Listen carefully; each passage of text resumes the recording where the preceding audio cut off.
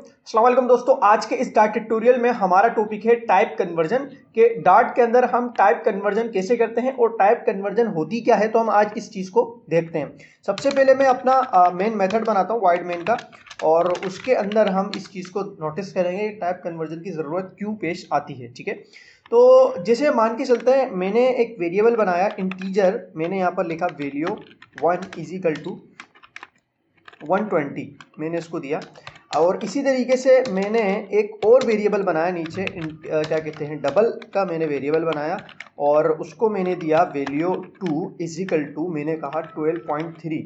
ठीक है, अब मैं चाहता हूं कि ये दोनों वैल्यू को मैं प्लस करके एक नया वेरिएबल बनाऊंगा। तो मैंने एक नया वेरिएबल बनाया इंटीजर नाम से ना, इंटीजर उसकी टाइप दी मैंने, और मैंने लिखा टोटल इज इक्वल टू। अब मैं चाहता हूं कि इन दोनों को मैं प्लस कराकर इसको जो है वो असाइन कर दूं। ठीक है, तो देख लीजिए दोस्तों कि ये जो है दोनों आपस में प्लस होकर इसको नहीं जा सकते। इसलिए नहीं जा सकते क्योंकि इसको हम कुछ ही देर में हम प्रिंट भी करना चाहेंगे। तो मैं ये बताता हूं आपको कि क्यों नहीं कर सकते। इसमें लिखा हुआ a value type double can't be assign to the variable type integer. ठीक है, एक वैल्यू ऐसी है जो डबल है, उसको अगर मैं मर्ज करता हूं तो वो आने वाली वैल्यू को भी डबल कर देगी, तो वो इंटीजर को जो है वो असाइन नहीं हो सकती। तो मेरे लिए ये ज़रूरी है कि मैं उस वैल्यू को जो डबल में है उसको भी इंटीजर करूं, जब भी वो इंटीजर के अंदर जाकर स्टोर होगी। तो मैं इस डबल वैल्यू को टू इंटीजर का एक मेथड है उसको मैं कॉल करूंगा, तो जिससे ये क्या करेगा, डबल वैल्यू को इंटीजर में जो है वो कन्वर्ट कर देगा और उसके बाद में इजीली इसको जो है वो कर सकता हूं। तो इसी को हम कहते हैं कन्वर्जन। अब मैं यहाँ से इसको रन करूंगा, उससे पहले मैं जो है वो डिबग कंसोल को ओपन कर लेता हूं और अब मैं यहाँ से रन करता हूं। तो आप देख सकते हैं 132 जो है वो इसमें आ चुका है। इसी तरीके से अगर आप चाहते हैं कि मैं यही वैल्यू हो मगर मैं उसको स्ट्रिंग में स्टोर करूं, तो वो हम कैसे करेंगे। अब देखें, हम जो टाइप है हमारी वो स्ट्रिंग है और मैं चाहता हूं कि यही वैल्यू मैं स्ट्रिंग में स्टोर करूं, तो वो मैं कैसे करूंगा। सिंपली मैं इसको जो है वो ब्रैकेट्स में लूंगा और ब्रैकेट्स में लेने के बाद यहाँ पर टू स्ट्रिंग का जो है वो मैं मेथड कॉल करूंगा, तो ये इससे मेरी स्ट्रिंग में कन्वर्ट हो जाएगी। अच्छा, इसी तरीके से अब एक और चीज मैं आपको समझाऊं, कन्वर्जन की हम बात कर रहे हैं तो मैं एक चीज और आपको समझाऊं।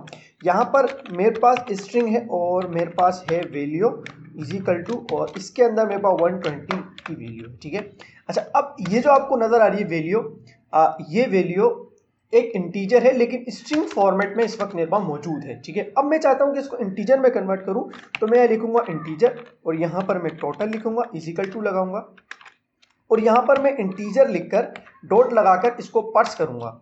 एक मेथड यूज करूंगा पर्स का, इंटीजर लिखूंगा और डॉट लगाकर मैं यहां पर पर्स का मेथड यूज करूंगा और उसके अंदर मैं ये वैल्यू जो है वो दे दूंगा।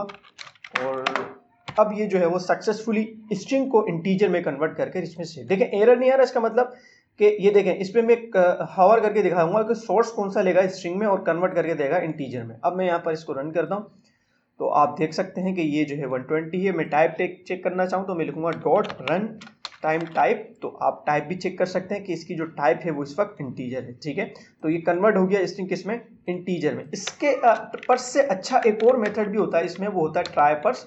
और ये इसलिए होता है कि मिसाल के तौर पर यहाँ पर कोई ऐसी वैल्यू हो जो स्ट्रिंग में इंटीजर में कन्वर्ट हो ही नहीं सकती, जैसे ए हो, तो ए तो कन्वर्ट नहीं हो सकता।